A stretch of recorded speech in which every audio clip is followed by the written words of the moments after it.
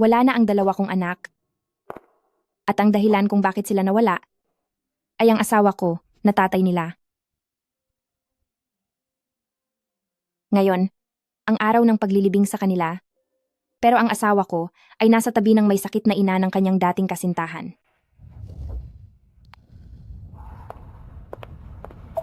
Bilis! Tumawag kayo ng ambulansya. May aksidente.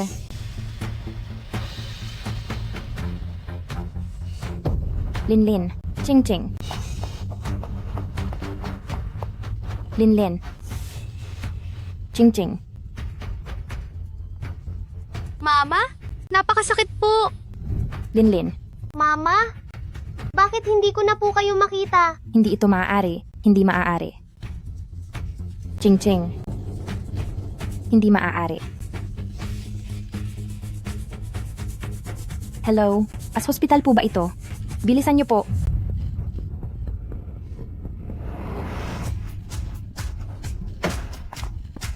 Bilis! Maganda kayo, bilisan nyo!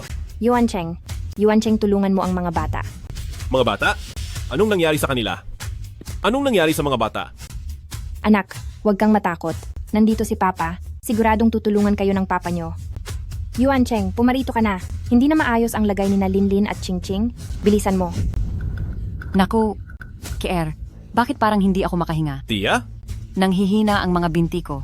Bali na ba ito? Bakit nandito silang tatlong mag-ina ni Lin Keer? Brother Yuan Cheng, iligtas mo ang nanay ko. Brother Yuan Cheng, Yuan Cheng, nanghihina na sina Linlin at Ching-Ching. Bilis, pumunta ka rito. Uncle Hey, tulungan niyo po si Lola. Brother Yuan Cheng, tulungan mo po ang nanay ko. Nagmamakaawa ako sa iyo, Brother Yuan Cheng.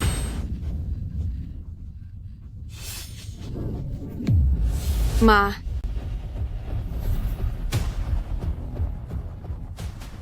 Tia? Tia? Ma, Ang stretcher? Dali, dali, dali! Yuan Cheng. Yuan Cheng. Linlin. Ching-Ching. Yuan Cheng. Hi Yuan Cheng. Kritikal ang sitwasyon. Paandarin na ang sasakyan. Hi Yuan Cheng. Hi Yuan Cheng. Isama mo na sina Linlin at Ching-Ching, bilis. Tiyaw niyan. Puno na ang ambulansya. Nawalan na ng malay ang nanay ni Keer. Delikado ang lagay ng matanda. Hindi na ito makakapaghintay. Hindi tayo pwedeng maantala. Ihahatid ko muna siya sa ospital. Hi Yuan Cheng. Nagsusumamo ako sa iyo. Sumama ka po sa akin para tingnan sina Ching-Ching at Linlin. Sila ay... Hintayin mo ako saglit. Babalik ako agad. Para sunduin kayo ng mga bata, okay? Brother Yuan Cheng. Kiyaw niyan? Tama na yan. Alam kong may galit ka kay Keer. Pero doktor ako. Tungkulin ko ang magligtas ng buhay. Yuan Cheng. Hi Yuan Cheng. Hi Yuan Cheng.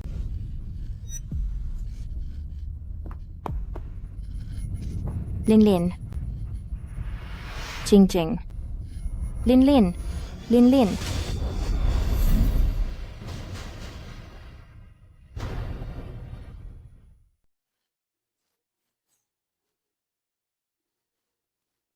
Hello.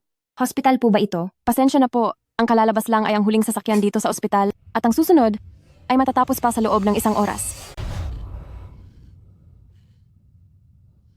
Linlin. Ching-Ching. Walang silbi si Mami. Patawad sa inyo ng Mami nyo. Mommy, pinuntahan po ba na naman ni Daddy ang masamang babaeng iyon? Linlin. Huwag kang mag-alala. Ililigtas kayo ni Mommy. Huwag niyo akong iiwan. Huwag niyo akong iwan. Mommy, antok na po ako. Pagkagising ko po, isama niyo po ako sa amusement park para maglaro, ha? Ching-Ching. Ching-Ching, huwag kang matulog. Kumapit ka pa. Parating na ang ambulansya. Ching-Ching. Ching-Ching. Mommy, hindi ko siya tatay. Isa siyang malaking manloloko. Sa pagkakataong ito, hindi ko na siya mapapatawad. Linlin. Linlin. Linlin. Linlin. Linlin. Tulong. Tulong. Iligtas niyo ang mga anak ko. Parang awa niyo na. Pakiusap. May tutulong ba sa mga anak ko?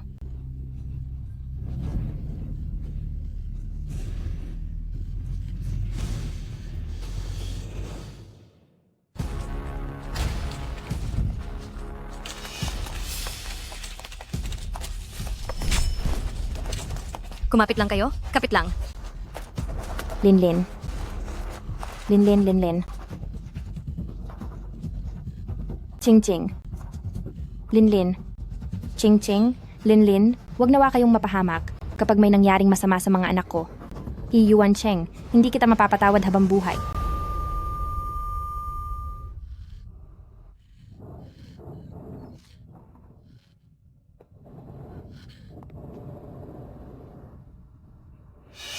Mrs., pakikiramay po. Ang inyong dalawang anak ay wala na.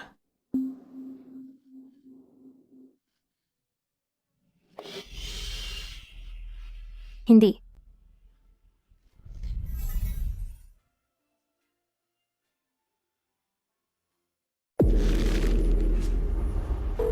Yuan Cheng, pakisagot naman ang tawag. Bilis!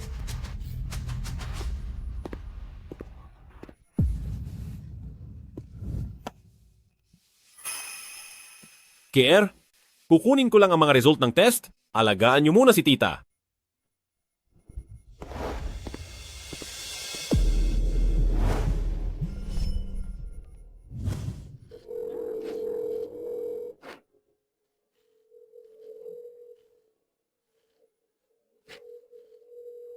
Iyaw niyan. Hindi nakasya sa ambulansya. Nawalan na ng malay ang nanay ni Kier. Mapanganib na ang lagay niya. Hindi na pwedeng maghintay. Huwag na tayong mag-aksaya ng oras. Ihahatid ko na siya agad sa ospital. Yuan Cheng, nagsusumamo ako sa iyo. Nagmamakaawa ako na sumama ka sa akin para makita sina Ching Ching at Linlin dahil sila. Maghintay ka lang ng kaunti. Babalik din ako agad. Susunduin ko kayo ng mga bata, okay? Linlin, tama ka. Isang manloloko ang tatay niyo. Ang isang katulad niya ay hinding-hindi magiging karapat-dapat na maging ama niyo. Simula noong nakipagdiborsyo si Lin Kier, palagi nang nakabuntot sa kanya si Yuan Cheng. Paano naman kaming mag-iina? Kung ganoon pala, Yuan Cheng, manatili ka na lang sa kanila habang buhay. Walang dapat ikabahala.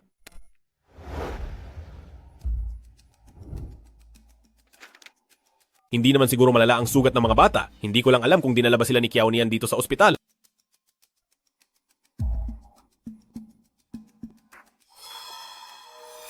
Anong problema, Brother Yuan Cheng? Wala lang ito. Tungkol kay Kiao Nian, hindi ko talaga siya makontak sa telepono. Hindi kaya dahil hindi mo pinuntahan si Sister Kia Onian, nagali siya at iniblock ka na niya? Yuan Cheng, hindi sa nang enggi alam ako. Pero itong si Kiao Nian ay sobra na ang ginagawa. Sandali ka lang naman nawala sa tabi niya, tapos magagawa ka na niyang i-block o i-delete. Napakababaw niya talaga. Uncle He, may nagawa ba kaming mali? Kaya ba nagagalit sa'yo si Tita Kiao Nian? Hindi. Hindi nyo kasalanan. Alagaan mong mabuti si Lola. Lalabas muna ako para tawagan ulit si Kiao Nian. Lola! Ma, anong nangyari sa'yo? Brother Yuan Cheng,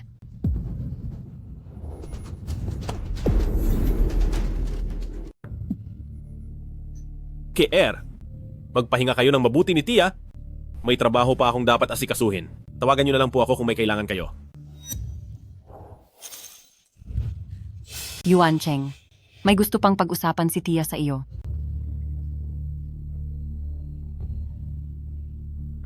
Tia, may mahalaga talaga akong gagawin. Hindi ako makakaalis. Mag-usap na lang tayo mamaya.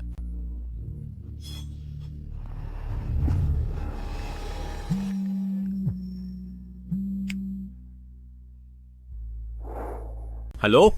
Kiao Nian? Bakit mo biglang binlock ang tawag ko? Tinulungan ko lang si Tita Lin sa mga papeles nila sa ospital. Naiwan ko ang phone ko sa kwarto nila. Nasaan na sina Linlin at Ching Ching? Nasa ospital na ba sila? Kumusta ang lagay nila? Naalala mo pa pala na mayroon kang 2 anak. Akala ko kasi ang natatandaan mo lang ay si Lin Kier at ang nanay niya na mukhang nagmamadali ka pang pumasok sa pamilya nila. Wala kaming mali siya ni Kier. Malinis ang aming hangarin. Sina Keer ay mag-ina na nag-iisa na lang, wala man lang silang kakilala rito. Hindi ba pwedeng tumulong lang ako? Bakit ba hindi mo man lang subukang umintindi? Anong iintindihin ko?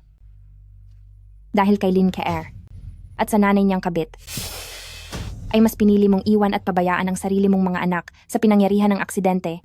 Bakit hindi mo man lang naisip na mas alagaan sina Linlin at Chingching? Puntahan muna natin ang mga bata. Tama na, tama na. Ayaw ko nang makipagtalo sa iyo tungkol dyan. Sina Linlin at Chingching, ano na ba talaga ang kalagayan nila? Kung gusto mong malaman, pumunta ka rito at tignan mo sila.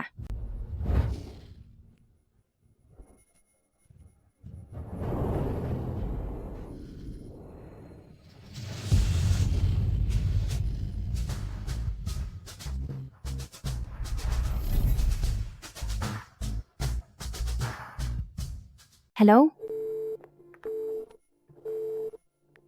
Uncle He, anong nangyayari? Ayos lang.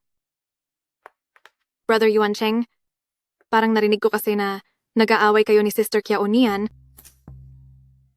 Dahil ba ito sa nangyari kina Chingching at Linlin? Nung sumakay ako sa ambulansya, nakita ko na silang dalawa ay wala namang anumang galos. Paniguradong magiging maayos lang sila. Bakit parang ang garalgal ni Kiao niyan? Baka naman ang mga bata. Siya nga pala, Brother Yuan Cheng. Yung nanay ko, sabi niya medyo sumasakit ang bewang niya. Pwede mo bang? Hindi pwede. Hindi pa rin ako mapalagay. Keer, titingnan ko muna sina Chingching at Linlin. Brother Yuan Cheng,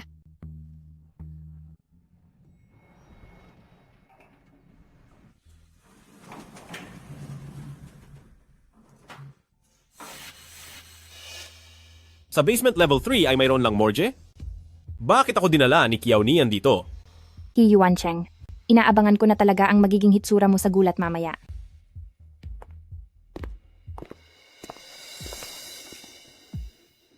Nasa loob sina Linlin at Chingching. Kiao Nian? Morgue itong lugar na ito? Dapat may hangganan din ang pagbibiro mo. Hindi ako nakikipagbiruan sa'yo. Nandyan talaga sa loob sina Linlin at Chingching. Sige, lokohin mo na ako. Pero sina Linlin at Chingching ay sarili mong mga anak. Paano mo nasasabi na wala na sila? Kiao Nian, nababaliw ka na ba? Ako. Ayokong magpaliwanag sa'yo ngayon.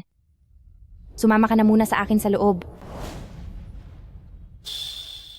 Napakasamang senyales ng lugar na ito.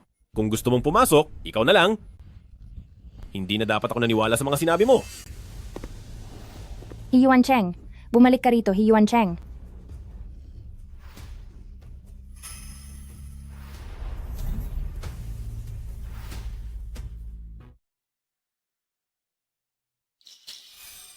Miss Kiao, maari po bang malaman kung ang huling seremonya ay gaganapin 3 araw mula ngayon?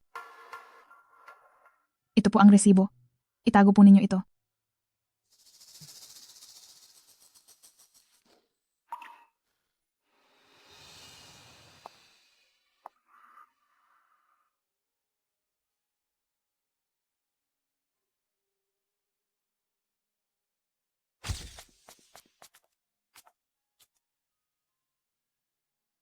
Mama, gusto ko po sana nito. Maaari po ba? Sige. Linlin, ikaw naman, ano ang gusto mo? Mama, gusto ko po to. Pwede mo ba tong bilhin para sa akin? Siyempre naman, pagdating ng kaarawan ninyo, bibilhin lahat iyan ni Mama bilang regalo sa inyong kaarawan. Ayos ba? Opo. Kayo ang pinakamabait na mama. Mahal na mahal po kita, mama. Mama, mahal din po kita. Linlin, Chingching, ang mga laruang ito, sa kabilang buhay nyo na lang malalaro.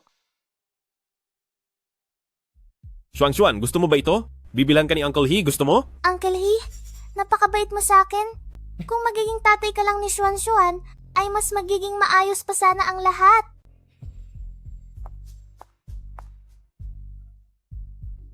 Xuan, nakapili ka na ba ng regalong gusto mo?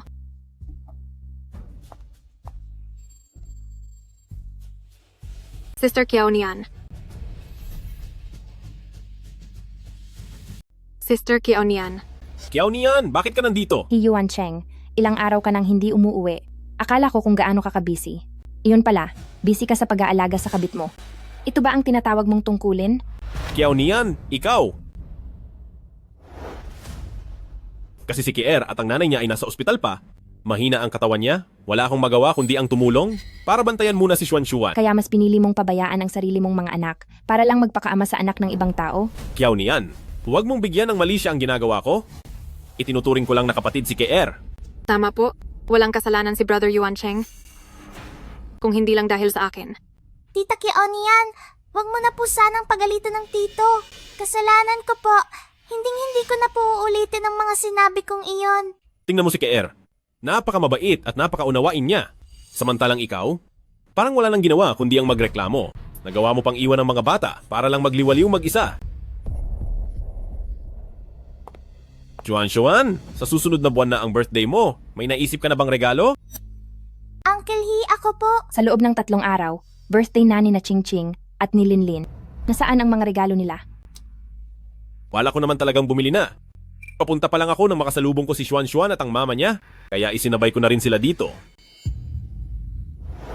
Nga pala, isa birthday ng mga bata, nakapag-book na ba ng hotel? Oo, nakapag-book na ako. Saan? Sa 47 Wanglin Road. Sa 47 Wanglin Road? Wanglin Road, pang-47. Bakit parang masyadong malayo ito? Sige, nakuha ko. Pagkatapos ng 3 araw, sisiguraduhin kong maglalaan ako ng oras para samahan ang mga bata sa kanilang kaarawan. Uncle He, pwede na ba tayong bumili para kay Xuan ng regalo? Siyempre naman, kahit anong gusto ni Xuan, ibibili ka ni Tito. Ayos ba yon?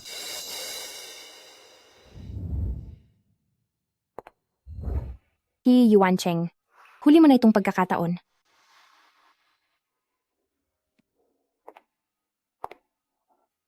Magandang araw po. Itatanong ko lang kung magbabayad na po ba kayo? Pwede po bang tulungan niyo akong ang 2 laruang ito ay palitan ng kulay itim at puti? Sige po. Kiao Nian, wala nang space sa ambulansya. Matanda na ang nanay ni KR. Hindi na pwedeng maghintay pa. Kailangan ko na siyang dalhin sa ospital agad. Yuan Cheng, nagmamakaawa ako. Sumama ka sa akin at tignan sila. Sina Ching Ching at Linlin ay. Hindi ako nagbibiro. Sina Linlin at Ching Ching ay nasa loob lang. Maaari mo bang tulungan akong palitan ang 2 laruang ito ng kulay itim at puti? Itim at puti? Ibig bang sabihin ay wala na ang mga bata?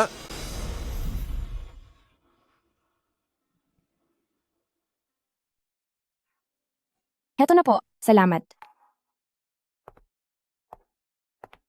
He Yuan Cheng, umaasa ako na pagkatapos ng 3 araw, makakarating ka talaga sa tamang oras. Pangako. Siguro masyado lang akong nag-iisip. Anong problema, Brother Yuan Cheng? Wala iyon. Uncle He, Hu? bakit hindi natin ibigay ito sa mga bata? Siguradong magugustuhan nila ito. Sige. Ang kabutihan ni Xuan, sisiguraduhin ni Tito na maiparating ito sa kanila. Sige. Magsisimula na ang seremonya. Pakisabihan na agad ang pamilya. He Yuan Cheng. Nakaalis ka na ba? Anong oras ka darating? Nakaalis na ako. Tanda ko na ngayon, malapit na ako.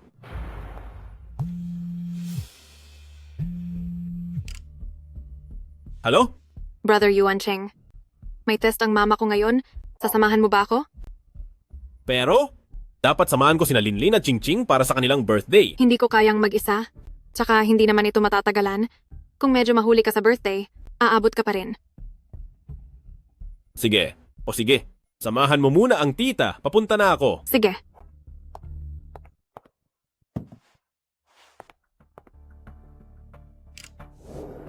Kiao Nian, ang nanay ni KR ay may follow-up check-up. Kailangang may tao doon.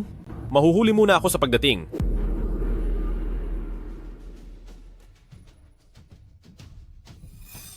Magsisimula na po ang seremonya.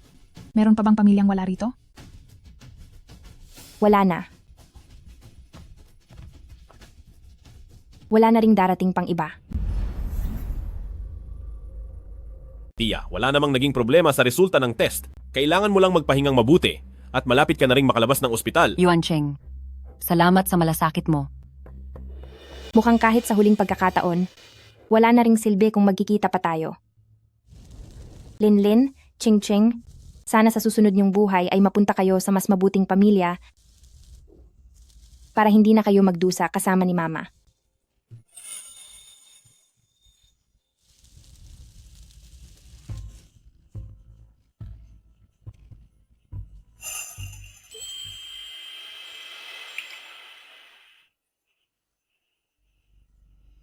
Hello, ako.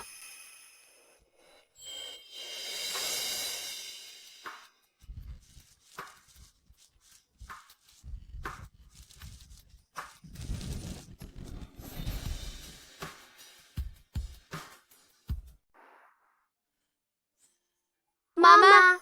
Linlin. Ching Ching.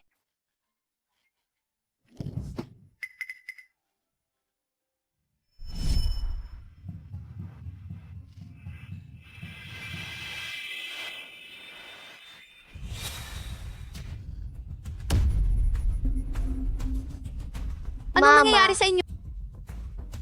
Kuya, si Mama. Mama!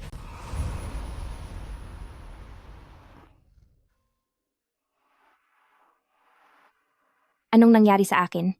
Mama, nahimatay po kayo. Naghanap kami ng mga staff. At tinulungan kaming dalhin kayo rito. Linlin? Ching Ching. Ang galing nyo. Salamat sa inyo. Mama, magpahinga na po kayo ng mabuti. Protektahan na po namin kayo ni kapatid. Sige, pangako iyan ha. Kailangang lagi kayong nasa tabi ko para protektahan ako. Opo. Pahag nga ako.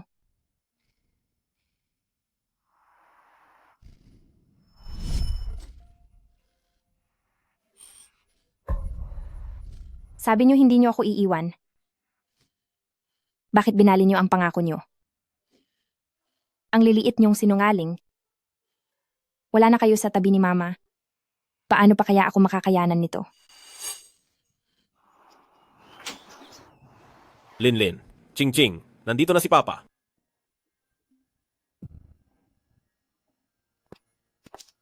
Linlin? Ching Ching?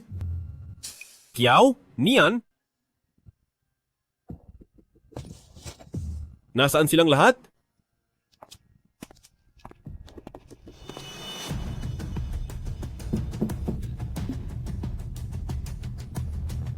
Sino iyan? Sir, ang inyo pong... Salamat.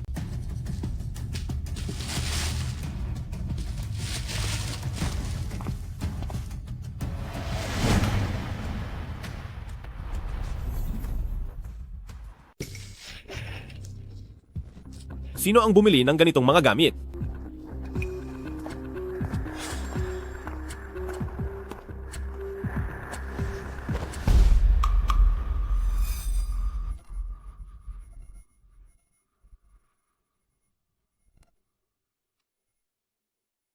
Hoy, Kiao Nian! Ano ba ang ibig mong sabihin? Nitong mga nakaraang araw, dinala mo ako sa morgue, tapos naglagay ka pa ng retrato ng patay, pati mga gamit para sa libing. Alam kong galit ka dahil hindi ako nakauwi kamakailan. Pero sumosobra na ito. Yuan Cheng. Nangako ka sa akin na dadalawin mo ang bata, pero napako ang pangako mo. Hindi? Ano ba ang kinalaman niyan sa mga ginagawa mong ito? Kapag pumunta ka rito, malalaman mo rin. Hoy! Hello?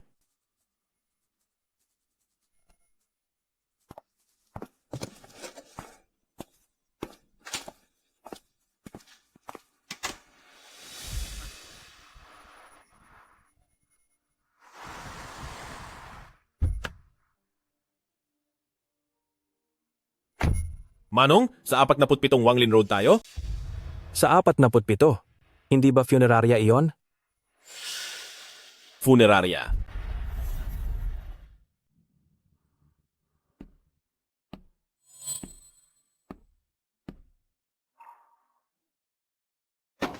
Anong nangyayari rito?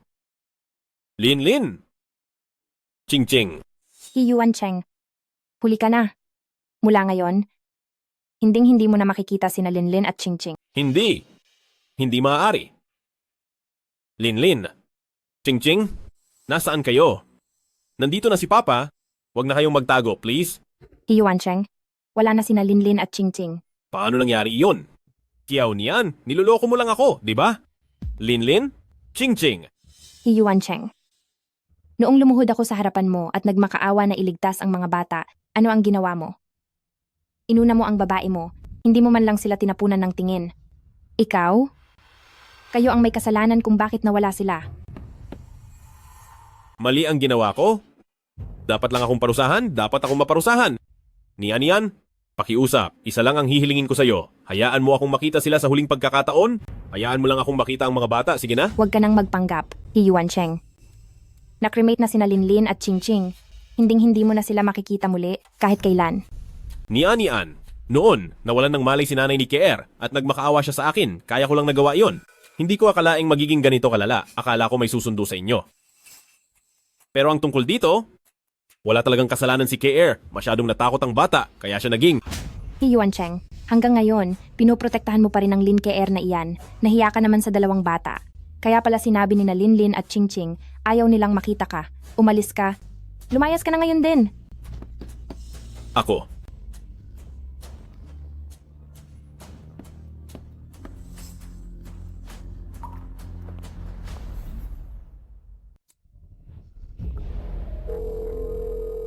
Attorney Jiang, kumusta po kayo?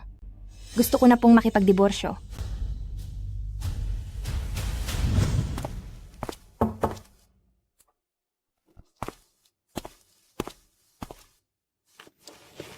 Miss Kiao, tungkol sa inyong kaso, nasuri na po namin ito ng maigi. Base sa aming investigasyon, ang matrikula ni Xuan, maging ang sananay niya para sa gastos sa pagamutan sa mamahaling silid, lahat ng iyon ay ang asawa ninyo na si He Yuancheng ang nagbayad. Simula pa pala noong 3 taon ang nakalipas, ay may relasyon na silang dalawa. Paano naman ang perang iyon? Ang mga perang iyon ay bahagi ng inyong conjugal property at maaari ninyong gawin ang legal na hakbang para mabawi ang lahat. Siyempre, babawiin ko ang lahat. At hindi ako magtitira kahit 5. Kukunin ko silang lahat. Pinagbayad nyo na ang anak ko. Akala nyo ba hahayaan ko lang kayong sumaya? Linlin? Qingqing?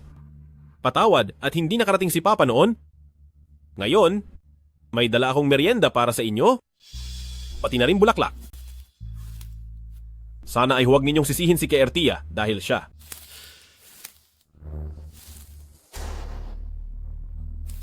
Kiao niyan? Kasalanan mo kung bakit wala na ang mga anak ko. Ngayon, para kanino pa iyang ginagawa mo?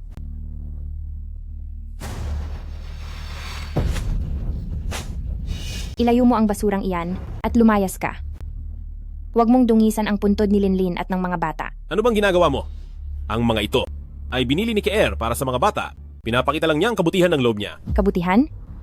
May allergy sa pollen si Qingqing at si Linlin naman kapag kumakain ng mani ay nilalabasan agad ng mga pantal. At iyan ang tinatawag mong kabutihan? Napakamabait naman talaga ni Lin Keer. Qingqing, Linlin, andito na ang mama niyo para bisitahin kayo. Ang paboritong picture book ni Qingqing, pati na ang paboritong kotseng laruan ni Linlin, dinala ko silang lahat. Pasensya na po, kulang ang naging pag-aalaga ko sa mga bata. Pero, DSIS. Mabuti naman ang intensyon ni Keer. Sabay kaming namili kasama si Xuan, hindi niya po alam na. Pagkatapos mo kay Lin Keer, ngayon naman ay si Xuan. He Yuancheng.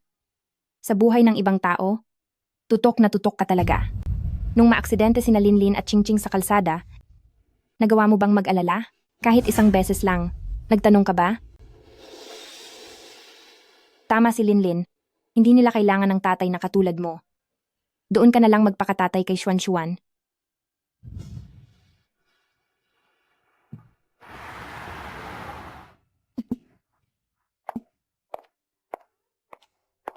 Sino ka ba?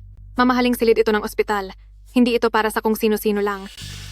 Ikaw, kapag hindi ka tumigil, tatawag ako ng tao. Alam mo ba kung sa mamahaling silid na ito, kaninong pera ang ginamit? Anong pakialam mo? Sino ka sa palagay mo? Tinawag ko na ang nurse? Kung hindi ka pa aalis, baka hindi ka na makalabas mamaya. Ganoon ba? Sige, tingnan natin kung sino talaga ang dapat umalis. Kiao niyan? Sino ang nagpindot ng call bell? Ako po. Nandito lang ako sa silid na ito at nagpapahinga. Tapos biglang dumating. Ang babaeng ito at tinakot kami, yung puso ko. Sumasama ang pakiramdam ko dahil sa kaba. Ako ang nagbayad para sa kwartong ito. Bakit naging inyo ito? Siya, si Lynn Keer. Tinukso niya ang asawa ko at siya ang dahilan kung bakit nawala ang anak ko. At ang nanay niya ay dito pa nakatira sa binayaran kong luxury room. Nandito ako ngayon para ipaglaban ang hustisya para sa anak ko. Hindi totoo? Hindi yan totoo. Halika, tingnan natin sa loob. Lagi kang nagpapakita ng awa at nagpapaawa. Sunod ng sunod sa asawa ng iba. At ngayon sasabihin mong wala kang ginawa. Hindi totoo. Nagsisinungaling ka. Ako pa ang nagsisinungaling?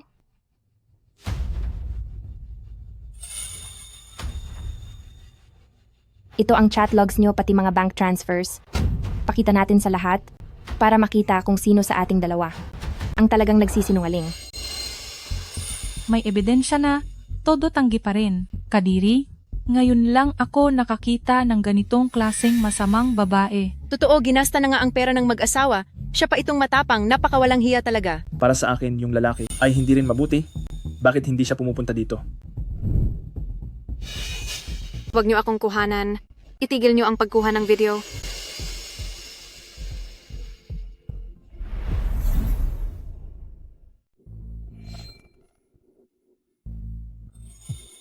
Pasensya na, sasagutin ko lang ang tawag na ito. Uncle He, iligtas mo po si Mama. Aapiwin po siya ni Kiao ni Tia. Ano? Darating na ako agad. Pasensya na talaga. Kiao niyan. Alam ko na naging malapit kami ni Brother Yuan Cheng. Nagseselos ka sa akin. Pero ako, humingi lang naman ako ng tulong sa kanya. Hindi ko alam na magkakaroon ka ng maling akala at hindi ko rin alam na pera mo pala ang mga iyon. Oo nga. Ako naman ang gumamit ng pera mo. Kung may galit ka man, sa akin mo ibaling. Sama ng loob mo. Hindi mo pinoprotektahan ang asawa mo. Ang kabit pa ang kinakampihan mo. Nagpapanggap ka pa na mabuting tao dito? Ang taong ito, doktor pa naman dito sa ospital. Mukha siyang kagalang-galang. Hindi ko akalain na ganyan pala siya. Kadiri. Sabi ko na wala akong ginawa. Ano ba ang dapat kong gawin para maniwala ka? Siguro mawawala na lang ako. Gawin mo yan. Nandito ka naman sa ospital. Madaling itapon ang labi mo. Kiao niyan. Ganito na ang kalagayan ni Keer. At ginagalit mo pa siya. Nay, Xuan, patawad po. Naging mahirap ang lahat para sa inyo. Keer, huwag. Mama!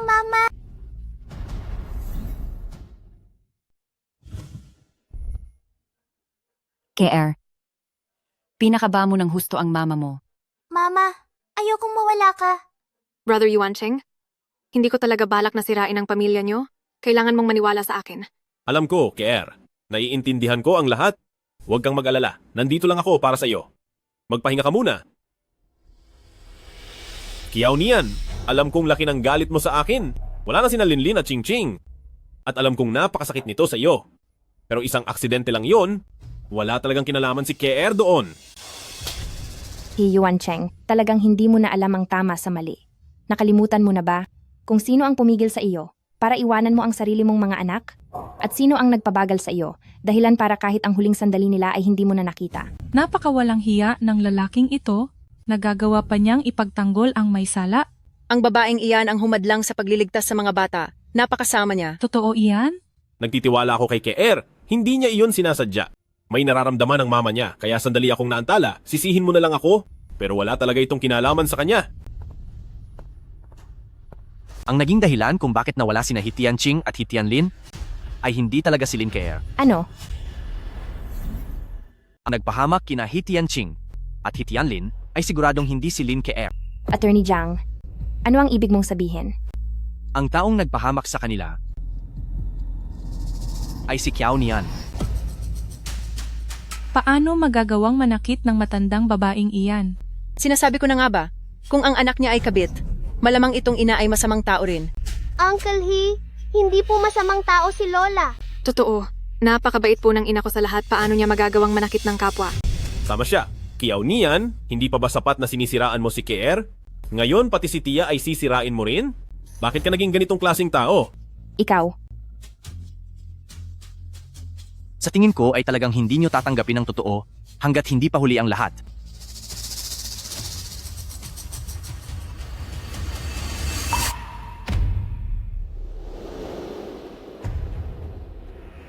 Kayong dalawa na mga pasaway na bata, kapag nawala na kayo, mapapakasalan na ni KR si Yuan Cheng. Mawala na kayo.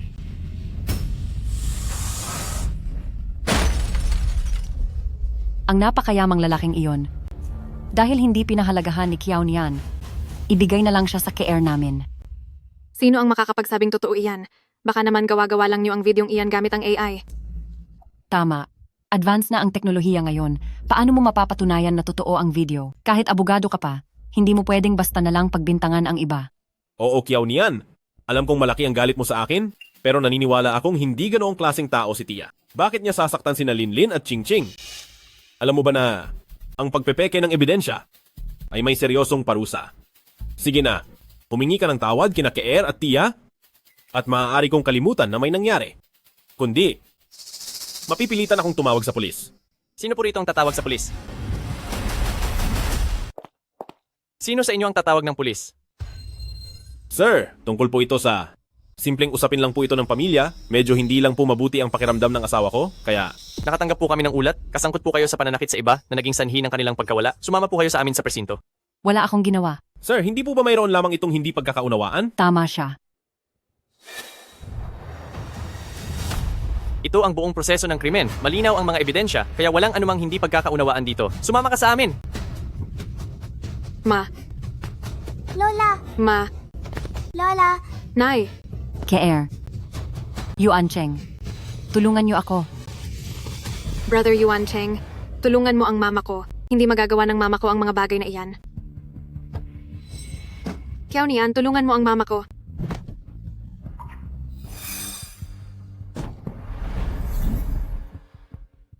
Paano naging si Tita? Bakit magiging dahilan si Tita ng pagkawala ni na Linlin at Ching Ching? Ki Yuan Cheng, naniniwala ka na ba na hindi kita niloloko? Kiao Nian, ako ang may kasalanan. Sina Ching Ching at Linlin, kasalanan ko ang lahat. Pero, kahit na may nagawang mali si Tita, ay wala namang kinalaman sina KR at Xuan dito. Kaya wag mo silang sisisihin. Ki Yuan Cheng, mukhang masyado nang nabulag ang puso at isipan mo. Hindi ka karapat-dapat maging tatay ni na Linlin at Ching Ching. Ang perang binigay mo kay Lin KR, nakuha ko na ng buo. Kayong dalawa, bahala na kayo sa buhay nyo. Kiao Nian. Kiao Nian. Uncle He? Brother Yuan Cheng, KR, alam kong ang nangyaring ito ay hindi mo kasalanan. Pero, pwede bang iwan mo muna akong mag-isa? Hayaan mo muna ako. Brother Yuan Cheng. Uy, panoorin mo ang video na ito. Siya, Lin KR, inakit niya ang asawa ko at dahil sa kanya, nawala ang anak ko. Ang nanay niya ay nanunuluyan pa sa marangyang kwarto sa ospital na ako ang nagbayad. Nandito ako ngayon para sa anak ko upang makamit ang hustisya. Bakit nagagawa ng babaeng ito ang maging kabit? Uy, tingnan mo. Hindi ba iyan si Lin KR? Oo nga, siya nga iyon. Ang daming trabaho dyan. Bakit pinili ang maging kabit? Uy, saan ka pupunta? Huwag kang tumakbo. Hoy, itong taong ito ang kabit na sinasabi. Hindi ako makapaniwala na nakatira tayo kasama sila, napaka-kamalasan talaga.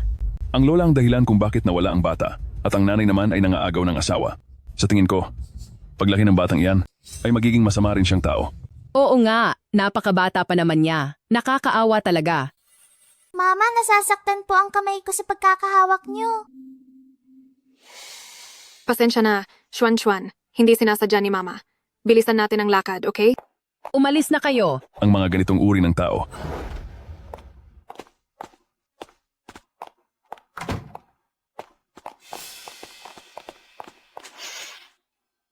Xuan. Dito ka muna sa bahay mag-isa ha. Papasok lang si Mama sa trabaho, babalik din ako agad. Maging mabait ka ha. Sige po, Mama. Magiging mabait po si Xuan habang naghihintay sa inyo.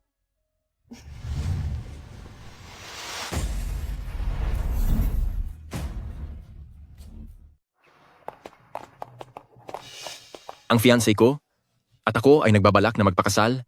Mayroon pa ba kayong bakanting schedule sa hotel na ito? Titingnan ko po muna para sa inyo. Hindi ba't siya yung nasa video, yung kabit? Oo, siya nga.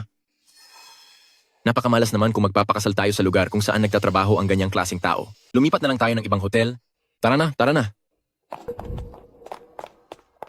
Care, alam kong hindi madaling mag-isa habang nagpapalaki ng anak. Pero alam mo naman, hindi maganda ang reputasyon mo nitong mga nakaraan. Kung magpapatuloy pa ito, babagsak na ang negosyo ng hotel natin. Narito ang sahod mo para sa isang buwan. Hubarin mo na ang iyong uniforme at maaari ka nang umalis. Pero, Mama, bakit po ang aga niyo atang nakauwi ngayon?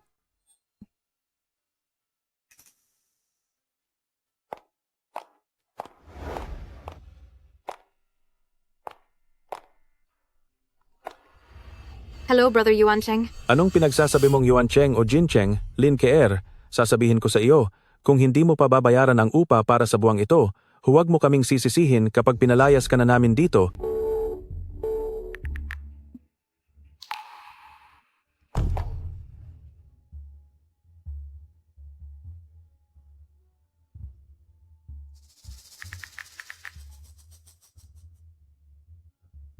Brother Yuan Cheng, nahihirapan na po talaga ako sa buhay.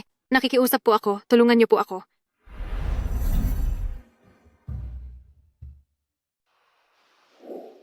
Care, anong nangyayari sa'yo? May nag-upload ng video natin sa ospital. Sa internet, sabi nila, kabit daw ako, minumura nila kami kapag nakikita kami. Nawalan din ako ng trabaho. Pati upa sa bahay, hindi ko na mabayaran. Care, wag kang mag-alala. Parang may pera pa ako sa card ko. Itutuloy ko muna ang pera sa iyo. Ha? Ito ay? Care, wag ka munang mag-alala. Tatawag muna ako para magtanong. Hello? Kiao niyan? Bakit na-block ang card ko? Sinabi ko na sa iyo, ang lahat ng ibinigay mo kay Lin Keer, babawiin ko ang lahat. Pero pera ko yan. Anong pera mo? Ang perang ito ay pag-aari nating mag-asawa. Hanggat ayaw ko, wala siyang Lin Keer na makukuha kahit isang kusing. Hello? Hello?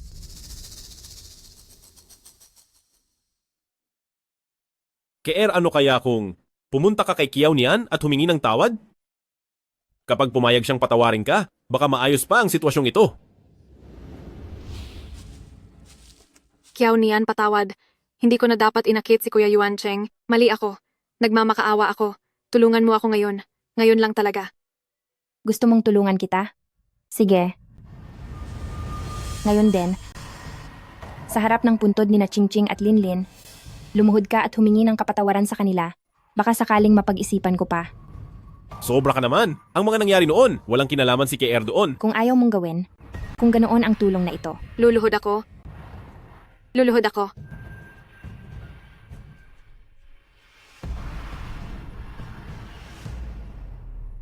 Lin Keer, hanggang dyan lang ba ang pasensya mo? Ching. Linlin, ang babaeng ito at ang kanyang ina ang nagpahamak sa inyo, si Mama ngayon, ay nagawa ng ipaghiganti kayo.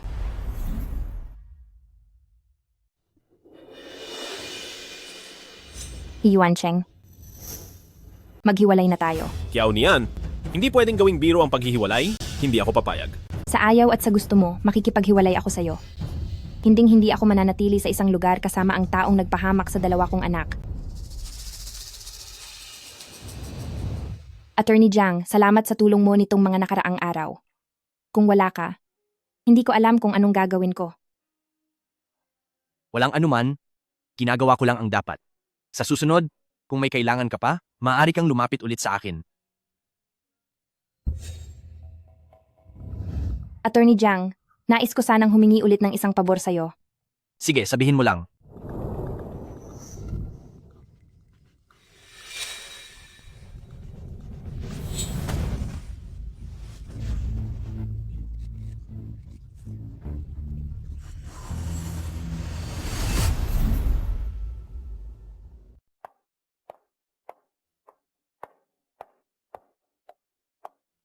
Kiao niyan, may sasabihin ako sa iyo. Bakit ang taas ng tingin mo sa sarili mo? Ikaw at si Brother Yuan Cheng ay hindi pa hiwalay, pero sumasama ka na sa ibang lalaki, isang panloloko rin iyan. Hindi ka ba natatakot na isumbong kita kay Brother Yuan Cheng? Sige, magsumbong ka para mas mapabilis ang pagpirma niya sa divorce papers. Kaya kong maghintay? Pero ikaw, halatang atat ka nang pumalit sa posisyon ko. Ikaw, hindi mo pa ba alam? Sinadya ko talaga noong araw na iyon na hindi kayo pasakayan sa sasakyan. Mahal na mahal ako ni Brother Yuan Cheng. Kapag nawala na ang dalawang batang iyon, sa tingin mo ba ay may halaga ka pa sa kanya? Pagdating ng oras na gumawa ako ng paraan, mapupunta rin sa akin si Brother Yuan Cheng. Ang pagtulak ng nanay mo kina Linlin at Chingching, utos mo rin ba iyon? Ano naman kung oo? Total wala namang ebidensya at si Brother Yuan Cheng ay hinding-hindi malalaman ang totoo. Sino ang nagsabing hindi niya malalaman? Ang lahat ng sinabi mo kanina ay nirecord ko lahat. Kapag nalaman na ng Brother Yuan Cheng mo ang lahat ng ito, sasama pa kaya siya sa iyo? Kiao Nian, ikaw.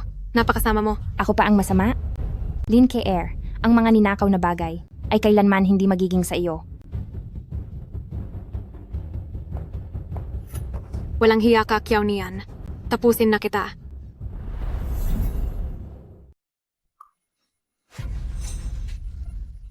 Kapag wala ka na, ay wala na ring makakaalam tungkol sa lahat ng ito. Si Brother Yuan Cheng ay ako. Bakit ikaw? Lin Ke-er. At isipin mong naging tiwala ako sa iyo? Paulit-ulit kitang tinulungan? Ngunit ganito ka palang tao. Brother Yuan Cheng, hindi ganoon ang nangyari. Hindi ganoon. Lahat ng mga sinabi mo kani-kanina lang, ay narinig ko lahat. Anong sabi mo? Sa pagkakataong ito ay hindi na kita tutulungan. Lin Ke-er. Ikaw na ang bahala sa sarili mo. Lin Ke-er? Pinaghihinalaan kang nanamit ng kapwa, ngayong kumpleto na ang mga ebidensya at saksi. Ay naiulat na kita sa mga otoridad at parating na sila anumang oras.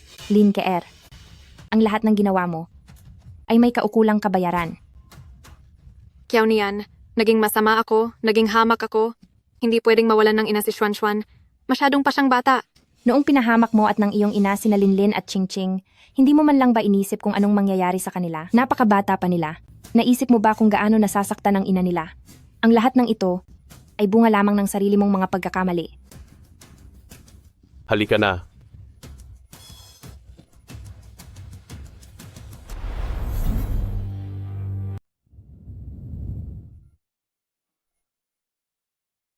Kiao Nian. Pirmahan mo na to.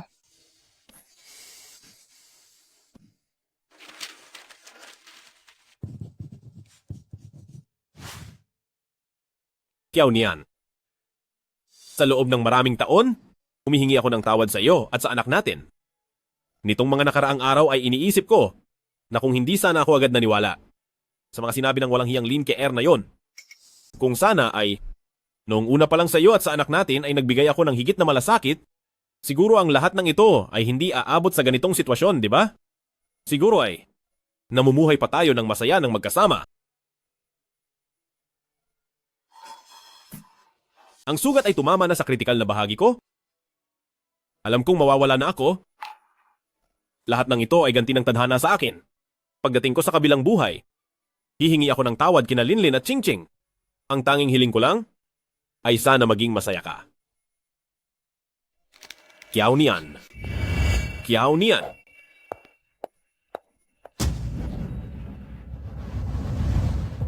Wala nang kagustuhang mabuhay ang pasyente.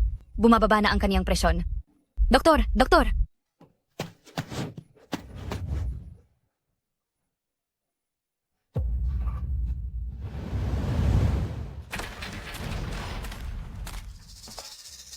Dito ka na mananatili mula ngayon. Mag-ingat ka. Huwag kang gagawa ng kahit anong gulo. Anong gagawin niyo sa akin? Ikaw ba ang manggagamit na sumira sa pamilya ng iba? Batuay, ang pinakaayaw ko sa lahat ay ang mga kabit. Mga kaibigan, turuan mo siya ng leksyon.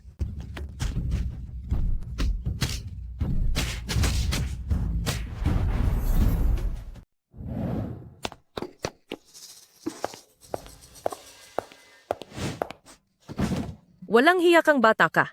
Sino ang nagbigay sa iyo ng pahintulot na pumunta sa kusina? Tapos mo na ba ang mga gawaing bahay para maglakas loob na kumain? Gutom na po ako. Ito ang kainin mo. Pagkatapos nito ay bumalik ka na sa trabaho, napakapabigat mo talagang bata ka. Mana ka sa nanay mong walang puri. Kung hindi lang dahil kay kuya na pinipilit akong alagaan ka, ay hinding-hindi kita papansinin.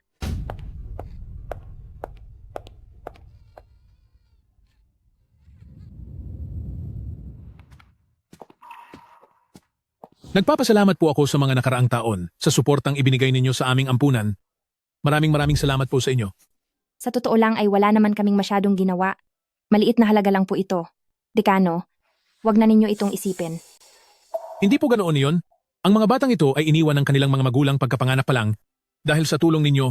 Silang mga dating walang makain ay nagkaroon ng matitirhan at nakakapag-aral na. Ito mismo ay isa ng napakadakilang bagay. Maraming salamat po talaga sa inyo. Pero ginagawa ko ang lahat ng ito para rin makakuha ng biyaya para sa aking mga anak at umaasa akong sa susunod nilang buhay ay mapunta sila sa isang mabuting pamilya.